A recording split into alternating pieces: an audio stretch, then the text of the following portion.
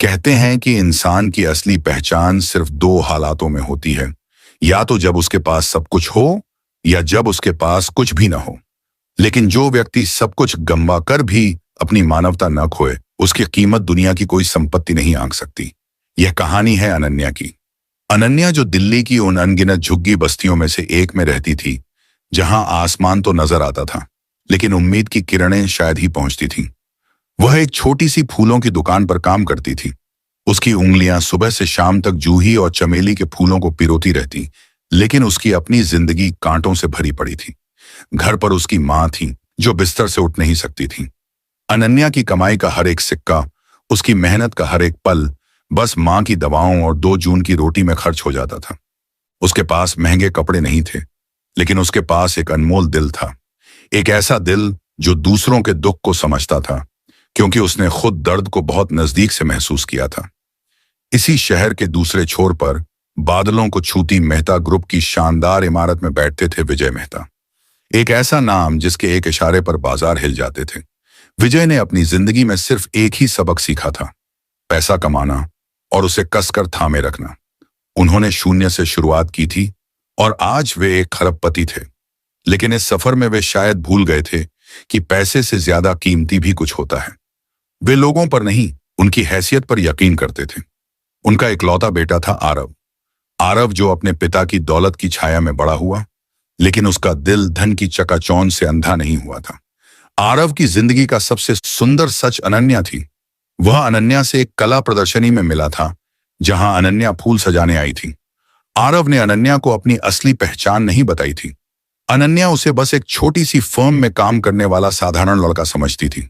दोनों का प्यार सादगी और ईमानदारी की बुनियाद पर टिका था। एक दिन आरव ने हिम्मत जुटाकर अपने पिता को अनन्या के बारे में बताने का फैसला किया। वह नहीं जानता था कि यह फैसला अनन्या की जिंदगी की सबसे बड़ी चुनौती की शुरुआत बनने वाला था। विजय मेहता, जो मानते थे कि हर गरीब व्यक्ति की नजर सिर्फ उनकी तिजोरी पर होती है, अपने बेटे के मुंह से गरीब लड़की का नाम सुनकर स्तब्ध रह गए। उन्होंने फैसला किया कि वे इस धन की लालची लड़की को खुद सबक सिखाएंगे। उन्होंने एक ऐसा जाल बुना जिससे वे अपने बेटे आरव को दिखा सकें कि यह लड़की उनके प्यार की नहीं, बल्कि उनके पैसे की हकदार है। अगले दिन विजय मेहता ने अपनी योजना को अमल में लाया। खरबों की साम्राज्य का मालिक, जिसने कभी अपने स्पेनिश जूतों पर धूल की एक कण भी बर्दाश्त नहीं की थी, आज फटे पुराने गंदे कपड़ों में था। उसके चेहरे पर नकली मैल और बालों में सफेद पाउडर लगाकर उसे एक असहाय बूढ़े भिखारी का रूप दिया गया।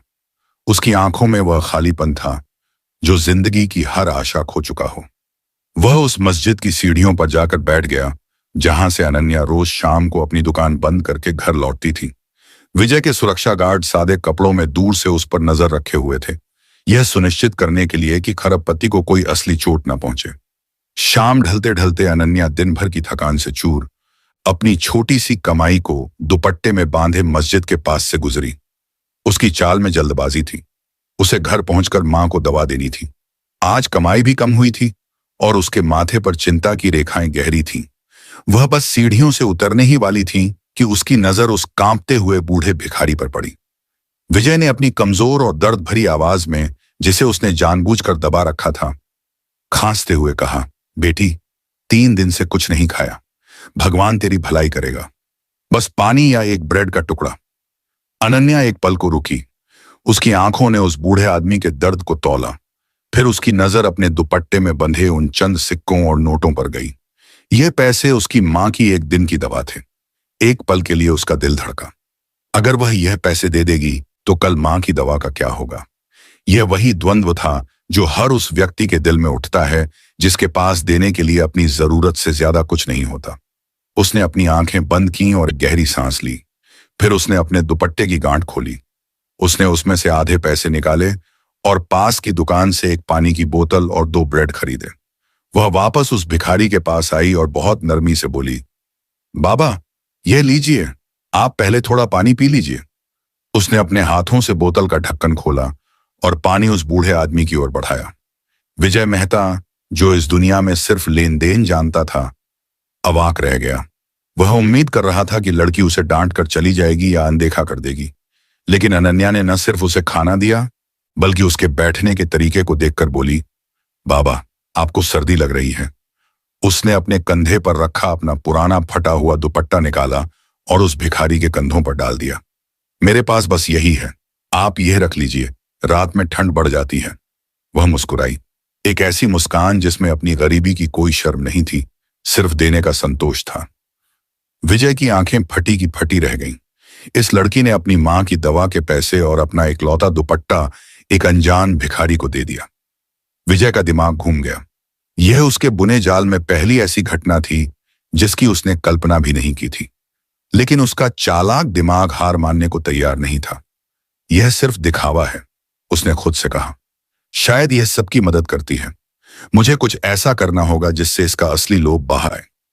यह परीक्षा अभी समाप्त नहीं हुई थी, यह तो सिर्फ आरंभ था। अगली शाम अनन्या फिर उसी रास्ते से गुजरी। उसके चेहरे पर आज थकान ज्यादा थी। मां की तबीयत रात में और बिगड़ गई थी और डॉक्टर ने कुछ महंगी दवाएं लिखी थी।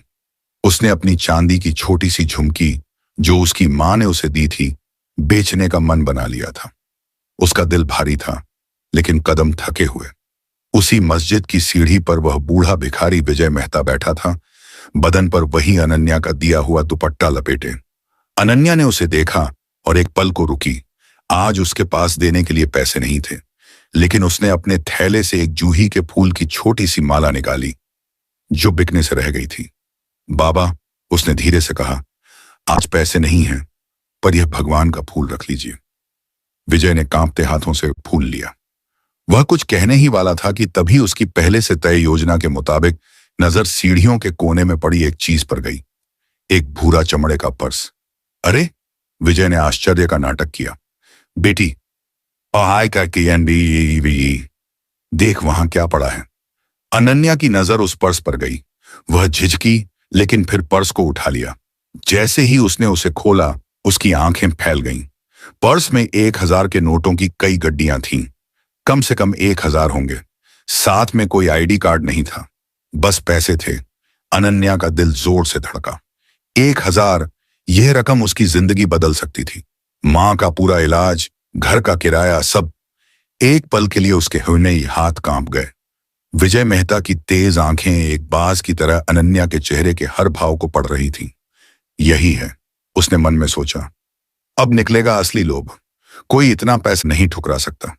बूढ़े भिखारी की आवाज में एक अजीब सी खुशी भरते हुए विजय बोला, देखा बेटी, भगवान ने हमारी सुन ली। कल तूने मेरी मदद की, आज देख ऊपर वाले ने हमें कितना कुछ दे दिया। यह हमारी किस्मत है। तू इसमें से आधा रख ले। जा अपनी मां का इलाज करा, किसी को पता नहीं चलेगा। यह भगवान का उपहार है तेरे लिए। अनन्या ने एक नजर उन नोटों पर डाली और फिर उस बूढ़े भिखारी के लालची दिखते चेहरे पर। उसके दिमाग में उसकी मां का बीमार चेहरा कौंधा, लेकिन फिर उसकी अंतरात्मा ने उसे झकझोरा। उसने एक गहरी सांस ली और पर्स को बंद कर दिया। नहीं बाबा, उसकी आवाज मजबूत थी, हालांकि थोड़ी कांप रही थी। यह हमारा नहीं है, यह किसी की मेहनत की कमाई है। जो इसे खोया होगा वह कितना परेशान होगा। यह भगवान का उपहार नहीं, यह हमारी नीयत की परीक्षा है। विजय स्तब्ध रह गया। पागल है क्या लड़की? वह चिढ़कर बोला, किसको वापस करेगी? कोई नाम पता नहीं है। रख ले। अनन्या ने दृढ़ता से सिर हिलाया। नहीं, मैं इसे मस्जिद के मौलवी जी को दे दूंगी। वे ऐलान करवा देंगे। जिसका होगा वह आ जाएगा। अगर हम यह पैसा रख लेंगे तो हम में और एक चोर में क्या फर्क रह जाएगा? मैं अपनी मां का इलाज गलत कमाई से नहीं करवा सकती। वह मुड़ी और सीधे मस्जिद के ऑफिस की ओर चल पड़ी। विजय मेहता, जो भिखारी के वेश में था, उससे जाते हुए देखता रहा। उसके सीने में एक अजीब सी हलचल हो रही थी। यह घबराहट नहीं थी, यह सदमा था। पहली बार उसकी दौलत, उसकी चाल ऐसी लड़की के सामने हार गया था जिसके पास एक फूटी कौड़ी नहीं थी। यह लड़की, वह बुदबुदाया, यह साधारण नहीं है। उसका सम्मान पहली बार उसके अहंकार पर भारी पड़ रहा था, लेकिन जिद अभी बाकी थी। उसने फैसला किया कि अब अंतिम परीक्षा होगी। इस बार भिखारी बनकर नहीं, खरबपत्ती विजय मेहता बनकर। अगली सुबह अनन्या अपनी फूलों की दुकान पर बैठी जूही के हार गूंथ रही थी। उसकी उंगलियां चल रही थीं, लेकिन दिमाग कहीं और था। कल की घटनाएं उसके जहन में घूम रही थीं। वह पर्स, वह बूढ़ा भिखारी और सबसे बढ़कर मां की बिगड़ती हालत।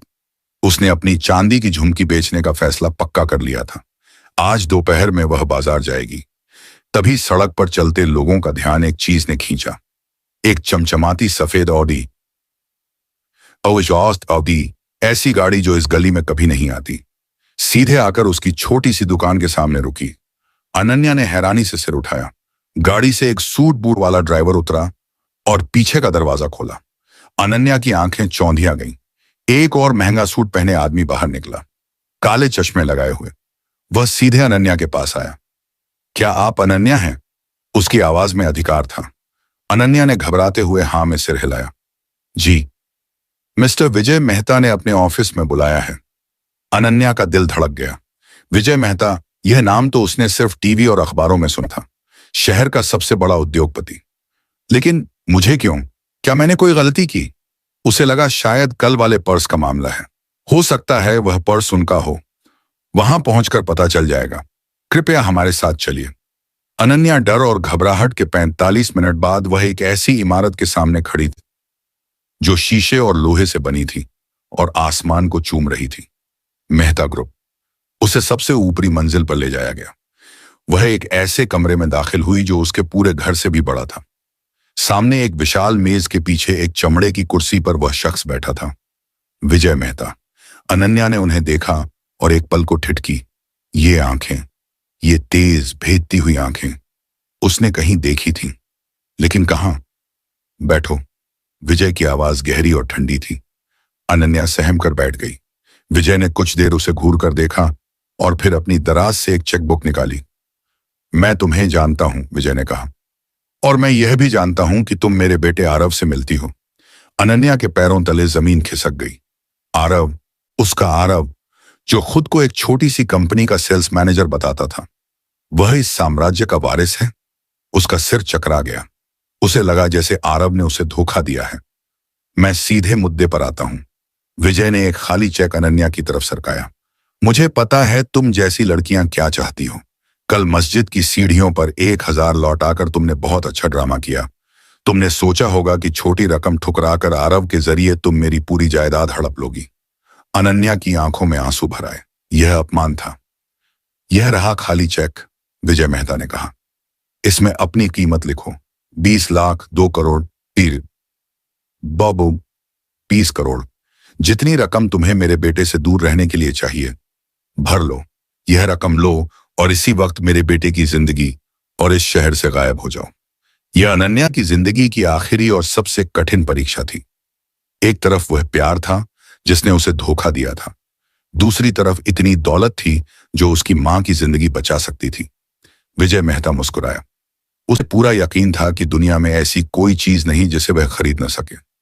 अनन्या के कानों में विजय मेहता के शब्द बिजली की तरह कौंध रहे थे। आरव का झूठ और अब यह अपमान। एक पल के लिए उसे लगा कि वह टूटकर वहीं गिर जाएगी।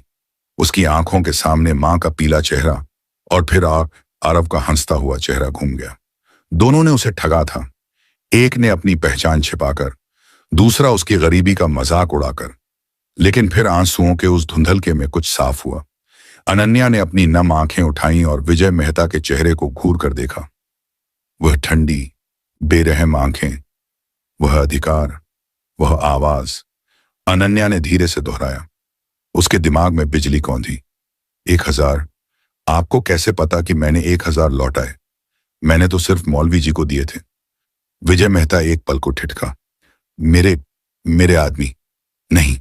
अनन्या की आवाज कांपी, लेकिन इस बार डर से नहीं, एक कड़वी सच्चाई के एहसास से।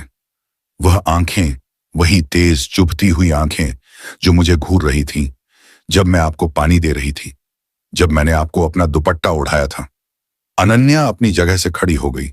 उसका सारा डर उड़ गया। बाबा, उसने फुसफुसाते हुए कहा। वह भिखारी, वह लाचार बूढ़ा, वह आप थे। विजय मेहता अपनी महंगी कुर्सी पर जम गया। उसका चेहरा जो हमेशा सत्ता और घमंड से चमकता था, पहली बार पीला पड़ गया। उसका सबसे बड़ा दांव उलटा पड़ गया था। वह पकड़ा गया था। अनन्या की आंखों से आंसू बह निकले, लेकिन अब यह बेबसी के नहीं, गुस्से और दया के थे। आप इतने नीचे गिर गए मिस्टर मेहता, वह बोली। उसकी आवाज में एक अजीब सी ताकत थी, एक खरब पत्ती जिसने अपनी होने वाली बहू की परीक्षा लेने के लिए भिखारी का रूप धारा। उसने उस खाली चेक को उठाया। आप सोचते हैं आप इस कागज के टुकड़े से मेरी कीमत लगा सकते हैं, मेरी ईमानदारी खरीद सकते हैं? उसने सिसकते हुए कहा, मुझे पैसों की जरूरत है, इतनी कि मैं बयां भी नहीं कर सकती। मेरी मां बिस्तर पर है, लेकिन आप जैसे अमीर लोग कभी नहीं समझेंगे कि हम गरीबों के पास जब पैसे नहीं होते तब भी हमारे पास कुछ होता है। उसे जमीर कहते हैं। विजय का मुंह खुला का खुला रह गया। आप खरबपति होकर भी इतने कंगाल हैं कि आपको एक लड़की का प्यार परखने के लिए भेष बदलना पड़ा। आपको लगा मैं आपके पैसे पर मरती हूं। अनन्या ने उस खाली चेक को अपने हाथ में पकड़ा। आपकी दौलत ने आपको इतना अंधा कर दिया है कि आपको हर इंसान बिकाऊ लगता है। आप दुनिया की सबसे कीमती चीज इंसानियत को पहचान ही नहीं पाए। और फिर इससे पहले कि विजय मेहता कुछ कह पाता, अनन्या ने उस खाली चेक को फाड़ा और उसके टुकड़े टुकड़े करके उसकी मेज पर फेंक दिए। यह लीजिए मेरी कीमत। वह मुड़ी और दरवाजे की तरफ बढ़ी। रही बात आरव की, उसने पलट कर कहा, उसने मुझसे अपनी पहचान छिपाकर मेरा भरोसा तोड़ा है, लेकिन आपने आपने तो आज साबित कर दिया कि वह अपने अमीर बाप से कहीं ज्यादा अमीर है, क्योंकि कम से कम उसका दिल अभी बिका नहीं है। अनन्या दरवाजा खोल ही रही थी कि दरवाजा खुद खुला। सामने आरव खड़ा था, हंफ रहा था। उसने अपने पिता के सेक्रेटरी से सुना था कि अनन्या को बुलाया गया है। उसने मेज पर फटे हुए चेक के टुकड़े देखे, अनन्या की आंखों में आंसू देखे और अपने पिता का झुका हुआ सिर देखा। वह सब समझ गया। अनन्या। वह उसकी तरफ बढ़ा। रुको प्लीज। अनन्या ने मुड़कर उसे देखा। उसकी आंखों में आंसू और सवाल थे। क्यों रुकूं आरव? या तुम्हारा असली नाम जो भी हो, क्या यह सब एक मजाक था? मेरे साथ, मेरी गरीबी के साथ। पहले तुमने झूठ बोला और फिर तुम्हारे पिता, उन्होंने मेरी इंसानियत की बोली लगा दी। आरव ने दर्द भरी नजरों से अपने पिता को देखा। मैंने झूठ इसलिए नहीं बोला कि मैं तुम्हें धोखा देना चाहता था अनन्या। मैंने झूठ इसलिए बोला क्योंकि मैं इन्हें जानता था। उसने अपने पिता विजय मेहता की ओर उंगली उठाई। मैं जानता था कि ये मेरी जिंदगी की हर खुशी को पैसे से तोलेंगे। मैं जानता था कि ये विश्वास नहीं करेंगे कि कोई इंसान सिर्फ इंसानियत के नाते प्यार कर सकता है। मैं तुम्हें इनके जहर से बचाना चाहता था। आरव की आवाज में गुस्सा और बेबसी थी। और आज इन्होंने वही किया जिसका मुझे डर था। इन्होंने तुम्हें नहीं पापा, इन्होंने आज मुझे नीचा दिखाया है। इन्होंने मेरे प्यार को नीलाम करने की कोशिश की। विजय मेहता, जो अपनी कुर्सी पर बुत बने बैठे थे, अब तक का सबसे बड़ा झटका महसूस कर रहे थे। उनका अपना बेटा, उनकी सल्तनत का वारिस, आज एक गरीब लड़की के लिए उनके खिलाफ खड़ा था। उनकी आंखों के सामने वह शाम घूमने लगी। मस्जिद की ठंडी सीढ़ी, अनन्या का वह फटा दुपट्टा जो अब भी शायद उनकी अलमारी में कहीं छिपा था, वह 1000 जिन्हें ठुकराते वक्त अनन्या की आंखों में कोई लालच नहीं, सिर्फ आत्मसम्मान था। और आज ये फटे हुए चेक के टुकड़े। विजय मेहता की जिंदगी का हर सौदा, हर जीत, हर अहंकार उन फटे हुए टुकड़ों के सामने बौना पड़ गया था। विजय मेहता धीरे से अपनी कुर्सी से उठे। उनके खरबों के साम्राज्य का घमंड आज चूर चूर हो चुका था। उनकी आवाज, जो हमेशा हुक्म चलाती थी, आज पहली बार कांप रही थी। तुम सही कह रही हो बेटी, उन्होंने कहा। उनकी आंखों में वह ठंडक नहीं, बल्कि एक अजीब सी नमी थी। मैं भिखारी बनकर तुम्हारी परीक्षा लेने गया था, लेकिन असलियत यह है कि मैं अपनी ही इंसानियत की परीक्षा में फेल हो गया। उन्होंने अनन्या की तरफ देखा। मैं खरबपति होकर भी कंगाल हूं। मेरी दौलत मुझे यह नहीं सिखा पाई कि जमीर क्या होता है। वह तुमने मुझे सिखाया। जब तुमने मुझे अपना वह फटा दुपट्टा दिया था, उस रात उस भिखारी को ठंड नहीं लग रही थी। ठंड तो मेरे दिल में जमी हुई थी, जो तुम्हारी नेकी ने पिघला दी। जब तुमने वह 1000 लौटाए, तब मैंने जाना कि अमीरी पैसे में नहीं, नियत में होती है। विजय ने आरव की तरफ देखा। और आज जब तुमने यह चेक फाड़ा, तुमने मुझे मेरी असली औकात दिखा दी। फिर एक पल ऐसा आया जिसकी कल्पना भी नहीं की जा सकती थी। विजय मेहता ने अपने दोनों हाथ जोड़ दिए। अगर हो सके तो इस बूढ़े अंधे हो चुके बाप को माफ कर देना। आरव ने तुम्हें नहीं चुना है। मैंने अपने बेटे के लिए तुम जैसी बहू को चुना है। अनन्या स्तब्ध खड़ी थी। यह सब क्या हो रहा था? लेकिन विजय की आवाज भर आ गई। शायद अब बहुत देर हो चुकी है। अनन्या ने उन दोनों की तरफ देखा। मेरी मां, वह सिर्फ इतना कह पाई। मेरी मां अकेली है, मुझे जाना होगा। वह किसी की नहीं रुकी। वह उस आलीशान ऑफिस से बाहर निकल गई। पीछे छोड़ गई एक टूटे हुए बेटे को और एक ऐसे खरबपत्ती को जो आज अपनी जिंदगी में पहली बार हारा था और शायद पहली बार कुछ जीता भी था। अनन्या उस शीशे लोहे की इमारत से बाहर निकलकर नंगे पैर दौड़ती हुई अपनी बस्ती की तरफ भागी। उसका दिल हजारों टुकड़ों में बंटा हुआ था। आरव का झूठ, विजय मेहता का घिनौना खेल और सबसे बढ़कर उसकी मां की बिगड़ती हालत। वह हांफती हुई जब अपनी झोपड़ी के दरवाजे पर पहुंची, उस आवाज में बाश था तो उसने जो देखा उससे उसकी सांसें थम गईं। अंदर 2 नर्सें थीं और एक मशहूर डॉक्टर डॉ शर्मा, शहर की सबसे बड़ी फेफड़े की विशेषज्ञ और माए जो उसकी मां के सिरहाने खड़ी थीं। मां की सांसें उखड़ नहीं रही थीं। वे शांति से सो रही थीं और उनके हाथ में एक 4 ड्रिप लगी थी।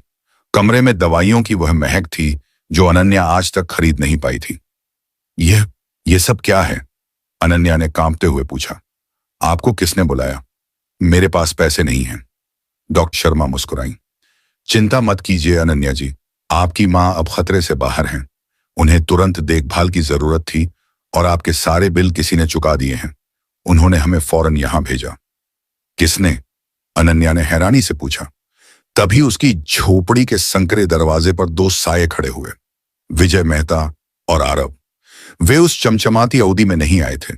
वे साधारण टैक्सी से आए थे और पैदल चलकर उस कीचड़ भरी गली से होते हुए उसके दरवाजे तक पहुंचे थे। विजय के महंगे जूतों पर कीचड़ लगा था, लेकिन आज उन्हें इसकी परवाह नहीं थी। अनन्या की आंखों में गुस्सा भर आया। यह क्या है?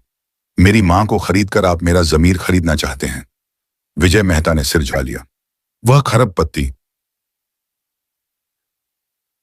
जो दुनिया को अपने इशारों पर नचाता था, आज एक गरीब लड़की की चौखट पर अपराधी की तरह खड़ा था। नहीं बेटी, उसकी आवाज में अधिकार नहीं, याचना थी। यह उस दुपट्टे की कीमत है। यह उस पानी की बोतल की कीमत है। यह उन 2 ब्रेड का कर्ज है जो तुमने उस भिखारी को दिया था। वह इतनी कीमती चीज थी कि मेरी सारी सल्तनत मिलकर भी उसका मोल नहीं चुका सकती। वह आगे बढ़े और अनन्या के सामने हाथ जोड़ दिए। उस दिन मस्जिद में तुमने कहा था कि यह भगवान का इनाम नहीं, महराए अत्यय नियत की परीक्षा है। तुम तो अपनी परीक्षा में पास हो गई, लेकिन मैं हार गया। मैं तुम्हें अपनी बहू बनाने नहीं, तुमसे माफी मांगने आया हूं। मैं अपना सारा धन तुम्हारे कदमों में रख दूं, तब भी तुम्हारी ईमानदारी के आगे वह कम है। आरव ने अपनी आंखों में आंसू लिए अनन्या की तरफ देखा। अनन्या, मैंने सिर्फ एक सच छिपाया, लेकिन आज तुम्हारे उस सच ने मेरे पिता को वह आईना दिखा दिया जो मैं उन्हें कभी नहीं दिखा पाया। तुम सिर्फ मेरी मां का इलाज नहीं कर रही हो, तुम मेरे पिता का इलाज कर रही हो। प्लीज हमें माफ कर दो। अनन्या ने एक नजर अपनी सोती हुई मां को देखा, जिनकी सांसें अब स्थिर थीं। फिर उसने विजय मेहता के झुके हुए सिर और आरव की नम आंखों को देखा। उसका सारा गुस्सा पिघल गया। वह जानती थी कि यह नाटक नहीं है, यह एक टूटे हुए अहंकार का सच था। यह कर्म का चक्र था जो आज पूरा हुआ था। अनन्या ने धीरे से विजय मेहता का हाथ थामा जो जुड़े हुए थे। बाबा, उसने वही शब्द दोहराया जो उसने मस्जिद की सीढ़ी पर कहा था। अंदर आइए, घर गंदा है पर आपकी बेटी का ही है। विजय मेहता सिसक पड़े। उन्होंने अपनी गरीब होने वाली बहू की परीक्षा लेने के लिए भिखारी का रूप धारा था, लेकिन उस गरीब लड़की के एक जवाब ने, उसकी इंसानियत ने उसे अपना सारा धन, अपना अहंकार, अपना घमंड और अपना दिल दे देने पर मजबूर कर दिया। उस रात पहली बार मेहता ग्रुप की शानदार इमारत में लाइटें जलती रहीं, लेकिन विजय मेहता की आंखों में नींद नहीं थी। वह अपनी अलमारी में से वह फटा हुआ दुपट्टा निकालकर बैठे थे, उसी दुपट्टे को जो अनन्या ने एक भिखारी को ओढ़ाया था। वह उसे सूंघ रहे थे। उसमें गरीबी की महक नहीं थी, उसमें इंसानियत की खुशबू थी। दूसरी तरफ अनन्या अपनी मां के पास बैठी थी। मां की सांसें अब नियमित थीं। डॉ शर्मा ने कहा था कि अगले हफ्ते से वे चलने फिरने लगेंगी। अनन्या की आंखों में आंसू थे, लेकिन अब वे खुशी के थे। उसने कभी नहीं सोचा था कि उसकी छोटी सी नेकी एक दिन इतना बड़ा फल देगी। आरव बाहर खड़ा था। वह अंदर नहीं आया था। उसे डर था कि अनन्या उसे देखकर फिर गुस्सा हो जाएगी, लेकिन अनन्या ने दरवाजा खोला और बाहर आई। अंदर आओ आरव, उसने कहा। उसकी आवाज में न गुस्सा था न दूरी। आरव ने सिर झुकाया। मैंने तुम्हें धोखा दिया, मैंने अपनी पहचान छिपाई। मैं तुमने मुझे बचाया, अनन्या ने बीच में कहा। तुम जानते थे कि तुम्हारा पिता क्या करेंगे। तुम मुझे उस जहर से दूर रखना चाहते थे। तुमने गलत तरीका चुना, लेकिन तुम्हारा इरादा साफ था। आरव ने उसकी आंखों में देखा। क्या तुम मुझे माफ कर सकती हो? अनन्या मुस्कुराई। मैंने पहले ही कर दिया। जिस दिन तुमने मुझे फूलों की दुकान पर पहली बार गुलाब दिया था, उसी दिन। विजय मेहता अंदर आए। उनके हाथ में वह फटा दुपट्टा था। यह तुम्हारा है बुद्धि, उन्होंने कहा। मैंने इसे धोया नहीं। मैं चाहता हूं कि यह वैसा ही रहे जैसे तुमने मुझे दिया था। अनन्या ने दुपट्टा लिया। नहीं बाबा, अब यह आपका है। इसे रखिए। जब भी आपको लगे कि दौलत सब कुछ है, शायद आइंदी आपके है, इसे देखिए। इसमें एक गरीब लड़की की इंसानियत है। विजय मेहता की आंखों से आंसू बह निकले। पहली बार।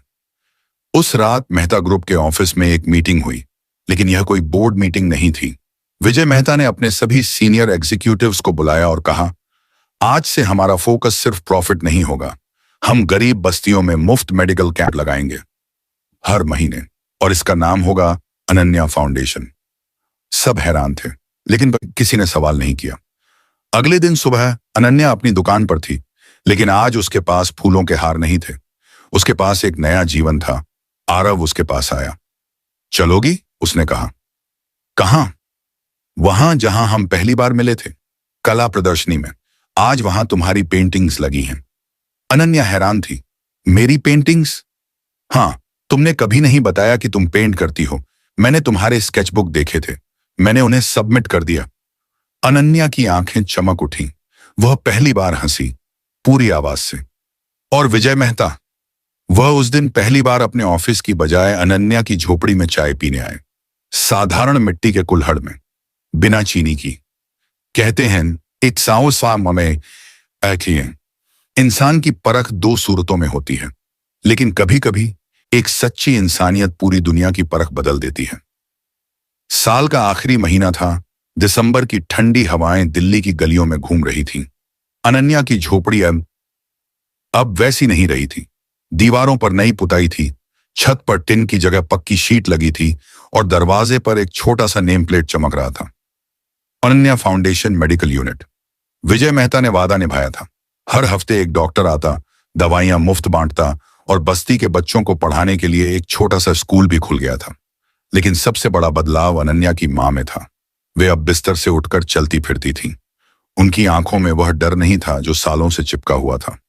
अनन्या सुबह सुबह फूलों की दुकान पर नहीं जाती थी। अब उसकी दुकान अब एक आर्ट गैलरी बन चुकी थी, कैनवस ऑफ होप। उसकी पेंटिंग्स बिकती थीं, और हर बिक्री का आधा पैसा फाउंडेशन में जाता था। आरव रोज आता, लेकिन अब वह कोई सेल्स मैनेजर नहीं था। वह फाउंडेशन का कोऑर्डिनेटर था। विजय मेहता ने उसे ऑफिस से हटा दिया था। पहले इंसान बनो, फिर बिजनेसमैन, उन्होंने कहा था। एक सुबह अनन्या गैलरी में अपनी नई पेंटिंग लगा रही थी। उसमें एक बूढ़ा भिखारी था, जिसके कंधे पर फटा दुपट्टा था, और सामने एक लड़की खड़ी थी, जिसके हाथ में पानी की बोतल थी। बैकग्राउंड में मस्जिद की सीढ़ियां थीं। पेंटिंग का नाम था परीक्षा। तभी दरवाजा खुला। विजय मेहता अंदर आए। उनके हाथ में एक फाइल थी। बेटी, बाय बाय बेटी, उन्होंने कहा। यह लो, तुम्हारी मां का पूरा मेडिकल रिकॉर्ड। अब उन्हें कोई दवा नहीं खानी पड़ेगी। वे पूरी तरह ठीक हैं। अनन्या ने फाइल ली। उसकी आंखें नम हो गईं।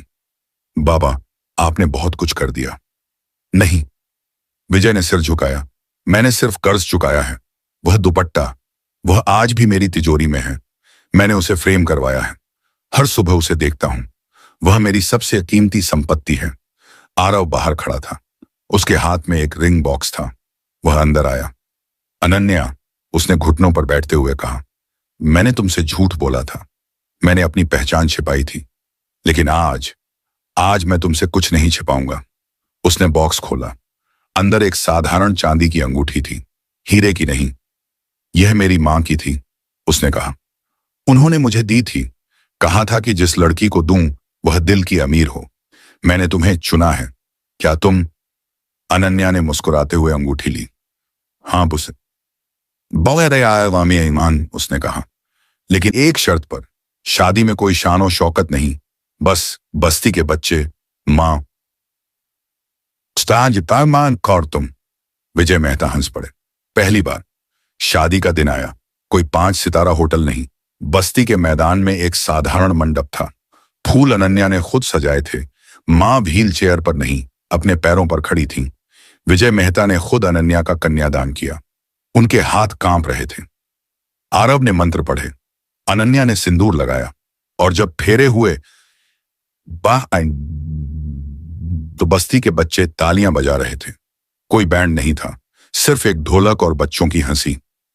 शादी के बाद विजय मेहता ने एक घोषणा की, मेहता ग्रुप अब सिर्फ बिजनेस नहीं करेगा, हम हर साल 100 गरीब बच्चों को मुफ्त शिक्षा देंगे और इसका नाम होगा प्रिया मेमोरियल स्कॉलरशिप। सब चुप हो गए। अनन्या की आंखों में आंसू थे। रात को जब सब सो गए, अनन्या और आरव छत पर बैठे थे। तुमने कभी नहीं सोचा था ना, आरव ने कहा, कि एक भिखारी बनकर आए आदमी को तुम बाबा कहोगी? अनन्या हंसी। और तुमने कभी नहीं सोचा था कि एक फूलों वाली लड़की तुम्हारी जिंदगी बदल देगी? विजय मेहता अपनी कार में बैठे थे। ड्राइवर ने पूछा, सर घर चलें? नहीं, उन्होंने कहा, मस्जिद चलो। वह मस्जिद की सीढ़ियों पर गए, वही जगह जहां सब शुरू हुआ था। उन्होंने जेब से वह फटा दुपट्टा निकाला, उसे सीढ़ी पर रखा और चुपचाप प्रार्थना की। भगवान, उन्होंने कहा, मैंने जीवन भर पैसे कमाए, लेकिन आज पहली बार मुझे लगा कि मैंने कुछ दिया भी है। अगली सुबह अखबार की हेडलाइन थी, खरबपति विजय मेहता ने छोड़ा सीईओ का पद, बेटे आरव को सौंपा साम्राज्य, अब करेंगे सामाजिक कार्य। लेकिन असली खबर अखबार में नहीं थी। वह बस्ती की गलियों में थी, जहां बच्चे स्कूल जा रहे थे, जहां माएं दवा ले रही थीं, जहां एक लड़की की ईमानदारी ने एक साम्राज्य को इंसानियत का पाठ पढ़ाया था। कहते हैं, इंसान की परख 2 सूरतों में होती है, लेकिन कभी कभी एक सच्ची इंसानियत पूरी दुनिया की परख बदल देती है। अनन्या की कहानी खत्म नहीं हुई, वह तो बस शुरू हुई थी। दोस्तों, ये वीडियो आप लोगों को कैसी लगी है, वीडियो के कमेंट बॉक्स में कमेंट करके जरूर बताना, और इस चैनल को सब्सक्राइब जरूर कर लेना।